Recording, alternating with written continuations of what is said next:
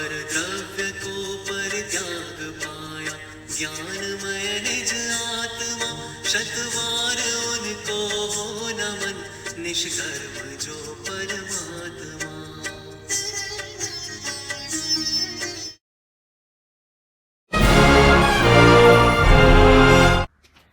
धर्म 24/7 के सभी दर्शकों को मेरा अतिथि चुटगर का सादर जय जिनेन्द्र।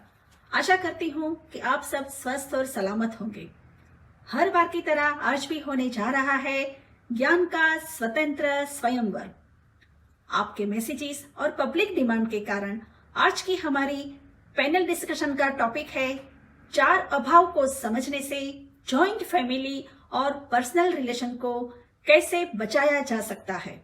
आज की चर्चा के लिए हमारे साथ ही धर्म के एक्सपर्ट जतिन शाह, मिली शाह, चेतना शाह और देवल मेहता। उन्होंने परमागम ऑनर्स का कोर्स मात्र कंप्लीट ही नहीं किया, परंतु अपने जीवन में वे निरंतर उसका प्रयोग करते हैं। हमारी टीवी चैनल और दर्शकों की ओर से मैं सबका स्वागत करती हूँ। दर्शकों के प्रश्नों के लेने से पहले मैं देवल जी से रिक्वेस्ट करती हूँ कि वे हमें अभाव के बारे में संक्षेप में बताइए। देवल जी। अभाव को समझने के लिए हम पहले वस्तु अर्थात द्रव्य को समझेंगे। वस्तु सहावो धम्मो, वस्तु का स्वभाव ही धर्म है।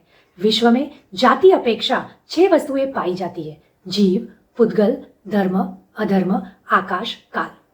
इन सभी वस्तु का अपना अपना स्वभाव है जिसे धर्म कहते हैं।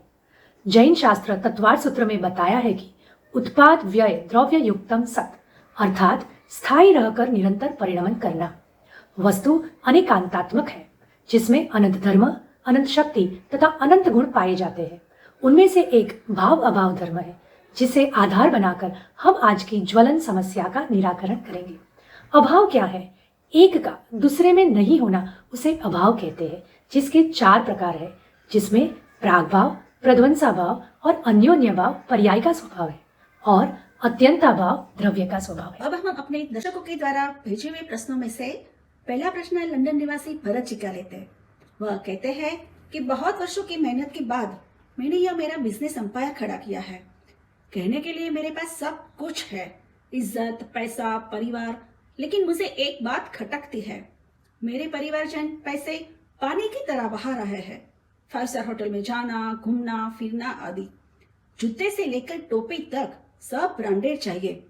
अगर ब्रांडेड ना हो तो लाडला पोता पहनता ही नहीं। पैसे बचाने की बात करें तो सब बिगड़ जाते हैं। पोता कहता है, लिव अ लिटिल दादाजी। मैं इस बात से दुखी होकर बेटे को अलग घर बसाए ऐसा कहने वाला हूँ। जतिन जी, इस समस्या पर आपकी क्या राय है? सबसे पहले तो मैं यह कहना चाहूंगा कि कोई भी परिस्थिति का समाधान परिस्थिति से भागने से नहीं आता, और यहाँ भरत जी कुछ ऐसा ही कर रहे हैं। वास्तव में आई हुई परिस्थिति को हमें इन सिद्धांतों को अप्लाई करके सुलझाना होगा। देखो, मैं इसे अत्यंत भाव से इस प्रकार सुलझाना चाहूंगा। दादाजी और उनके परिवार के सभी सदस्य भिन्न भिन्न जीव द्रव्य है और पैसा पुद्गल द्रव्य है। सभी द्रव्यों की पर्याय स्वतंत्र रूप से अपने अपने में हो रही है। दादाजी को ये लग रहा है कि उनका पैसा अनाप शनाप उड़ाया जा रहा है, परंतु वस्तु स्वरूप से देखें तो पैसा का आना या जाना उसका स्वतंत्र परिणमन है, उसे कोई कंट्रोल नहीं कर सकता। पुण्य के प्रभाव में, पुण्य के उदय में पैसे को आता हुआ और पाप के प्रभाव में, पाप के उदय में पैसे को जाता हुआ देखा जा सकता है। जब जीव और पुद्गल भिन्न भिन्न द्रव्य है, तब पुद्गल की खातिर हम अपने रिश्ते को क्यों बिगाड़ें? इस प्रकार अत्यंत भाव को समझने से सभी द्रव्यों की स्वतंत्रता का हमें ख्याल आता है। इससे आप भी खुश और परिवार भी खुश। बिल्कुल सही। सोच वस्तु विज्ञान के अनुसार करने से अब दादाजी को इस उम्र में कहीं पे भी जाने की जरूरत नहीं है। Be happy Bharat ji. अब अगला सवाल है मुंबई की मिस रीना का। उसकी शिकायत है कि मैं आज की मॉडर्न कॉलेजियन हूँ। मेरे लिए मेरी health, fitness, exercise, beauty routine बहुत इंपॉर्टेंट है। उसके लिए मैं रोज एक्सरसाइज और योगा करती हूँ। कैरेट बीटरूट का जूस पीती हूँ। सुबह जब मैं योगा करना शुरू करती हूँ कि दादी आ जाती है और उनके लेक्चर शुरू। बेटा, सुबह सबसे पहले मंदिर जाया करो, गाजर आदि कंदमूल के अपक्ष जूस मत पिया करो।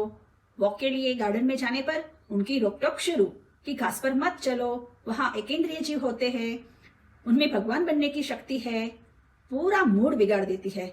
मैं तो रोज की रोक टोक से तंग आ गई हूँ। प्राइवेसी जैसी भी तो कोई चीज होनी चाहिए। मिली जी, आपका इसमें क्या व्यू पॉइंट है? आज के जमाने का ये बहुत रेलेवेंट प्रश्न है। यहाँ शरीर एक पुद्गल द्रव्य है और जूस अन्य पुद्गल द्रव्य। दोनों अलग अलग पुद्गल द्रव्य के वर्तमान पर्याय है। एक पुद्गल द्रव्य की वर्तमान पर्याय का दूसरे पुद्गल द्रव्य की वर्तमान पर्याय में अभाव है, जिसे अन्योन्या भाव कहते हैं। इससे समझ सकते हैं कि शरीर की वर्तमान पर्याय में जूस की वर्तमान पर्याय का अभाव है। कैरेट के जूस से शरीर स्वस्थ रहेगा, यह मान्यता वस्तु स्वरूप से विपरीत है। कंदमूल में तो अनंत जीव राशि होती है, जिसके घात का फल नरक निगोद है, जहाँ अनंत दुख है। पुद्गल शरीर को संभालने के लिए हम अनंत दुख को क्यों भोगे? हाँ, परिणाम को सात्विक करना हो तो शरीर को नहीं, परंतु आत्मा को हेल्दी और फिट बनाना चाहिए। अजब गजब का है ये वस्तु विज्ञान।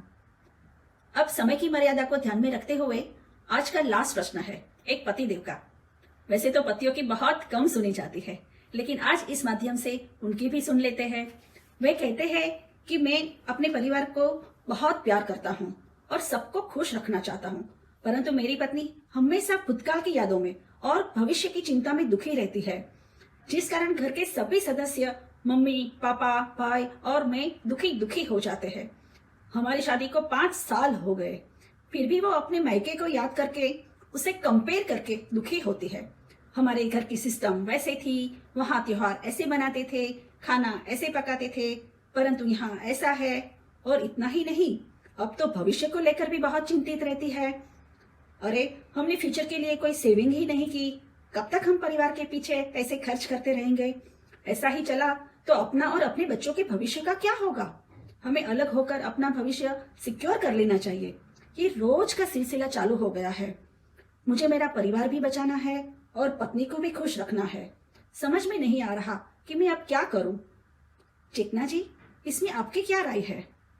वैसे तो हम सभी समस्याओं को 4 अभाव के माध्यम से सुलझा सकते हैं, लेकिन अभी उसे प्राग भाव के माध्यम से समझाएंगे। वर्तमान में भूतकाल की बातों को याद करके कंपेयर करने की जो आदत है, उसमें सुधार लाने की जरूरत है। प्राग भाव से देखें तो भूतकाल की पर्याय का वर्तमान पर्याय में अभाव है। उसे नहीं समझने पर ही सारी प्रॉब्लम्स होती है। मम्मी के हाथ की रसोई याद आना स्वाभाविक है, लेकिन उसमें सुख दुख की कल्पना करने की जगह अपने ज्ञान स्वभाव को ऊर्ध्व कर सकते हैं, सर्वज्ञ शक्ति की महिमा समझ सकते हैं। भूतकाल को याद करके वर्तमान में वैसा ही परिणमन हो, ऐसा आग्रह नहीं रखना है।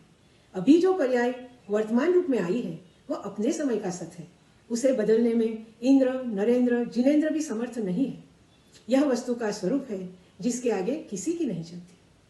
बिल्कुल सही। देवल जी, आप बताइए, आपका इसमें क्या ओपिनियन है? आपने जो समस्या बताई उसमें दूसरे पार्ट में भविष्य की चिंता को लेकर बात आई है, जो शेख चली के सपने समान ही साबित होगी, क्योंकि जो पर्याय अभी आई ही नहीं उसके बारे में क्यों सोचना। प्रध्वंस भाव यह सिखाता है कि एक द्रव्य की वर्तमान पर्याय का उसी ही द्रव्य की भविष्य के पर्याय में अभाव है, जिससे नक्की होता है कि वर्तमान में जो पैसे वे बचाना चाहते हैं वे पैसे भविष्य में रहेंगे ही, ऐसा जरूरी नहीं। हम भविष्य के कितने भी प्लान कर ले, लेकिन होता वही है जो होना होता है। आप 5 साल पीछे जाकर देखिए तो पता चलेगा कि जैसा आपने सोचा था वैसा ही हुआ क्या? नहीं ना, क्योंकि किसी भी द्रव्य की पर्याय को कंट्रोल करना हमारे हाथ में नहीं है। परिणमन सहज और स्वतंत्र है, इसलिए द्रव्य पर्याय की स्वतंत्रता समझकर वर्तमान में जीने में ही समझदारी है, जिससे घर का एनवायरनमेंट भी पॉजिटिव रहेगा और परिवार भी साथ रह पाएगा। इस पवित्र जिन शासन को सभी जीव समझे, अपनाए और अनंत सुखी होवे, यह उद्देश्य से परमागम ओनर्स कोर्स सबका स्वागत करता है। बहुत सुंदर, सही बात है। किसी ने ठीक ही कहा है, भूतकाल बीता हुआ सपना है, भविष्यकाल कल्पना है और वर्तमान अपना है। वर्तमान में जियो भाई, तो खुद भी खुश रहोगे और सभी को खुश रख पाओगे। सभी इस परमागम ऑनर्स प्रोग्राम को ज्वाइन करके अपने में ला सकते हैं सहजता, सरलता, सुंदरता, स्वस्थता, सफलता, संपन्नता और सार्थकता। यही है आज के ज्ञान का स्वतंत्र स्वयंवर का सच्चा उपहार। आशा है कि सभी को ये डिस्कशन अपने जीवन में उपयोगी होगा और सबका जीवन मंगलमय हो। उसके साथ मैं अतिथि चुटगर हमारे सभी पैनलिस्ट और दर्शकों को हमारे साथ जुड़ने के लिए धन्यवाद कहती हूँ। मिलते हैं नेक्स्ट वीक धर्म 24/7 में शाम को 7 बजे नए टॉपिक के साथ। जय जिनेंद्र।